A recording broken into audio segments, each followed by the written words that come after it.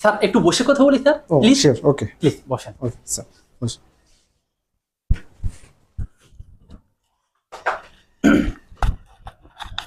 আসলে হয়েছে কি স্যার, আমার মার্সিডিজটা নিয়ে আসতাম, কিন্তু আপনাদের এই রাস্তাটা এত বড় না, গাড়ি আসলে আনতে লজ্জা পেলাম তাই আনিনি।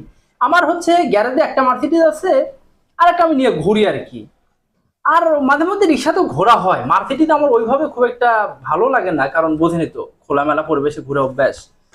আর এছাড়া মোটামুটি টাকা পয়সা অনেক কামাইছি, লক্ষ লক্ষ টাকা লেনদেন আমি করি। ঠিক আছে, আপনি কি জানেন কোম্পানি থেকে আসছেন?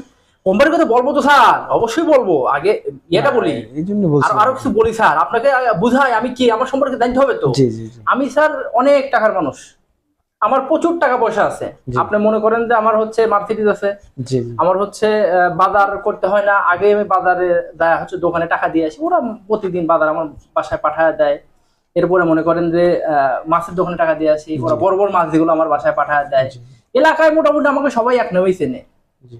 দুই একজন বাটপার নামে ডাকে। ওগুলা আসলে নিচু লোকের কথা কানে নেওয়া যাবে না। দুই একজন বাটপার বলে ডাকে। ওগুলা ওগুলা আমি ওগুলা কিছু লোক তো নেগেটিভ থাকবে। আচ্ছা, ঠিক আছে, যেহেতু আমি গরিবের থেকে অনেক বড় লোক হয়ে জি, গেছি, জি, জি, অনেক okay, টাকার okay. মালিক হয়েছি, হ্যাঁ, বোঝেন ঠিক তো। আছে, বুঝতে পারছি। তো এখন কথা হচ্ছে স্যার, এই যে আপনার যে পরিবেশ, এই যে দেখেন একটা শার্ট গায়ে দিচ্ছেন, শার্টটা তো মনে হচ্ছে কম দামে, এই পিসের দাম কম। আর জানেন এই পিসের দাম কত?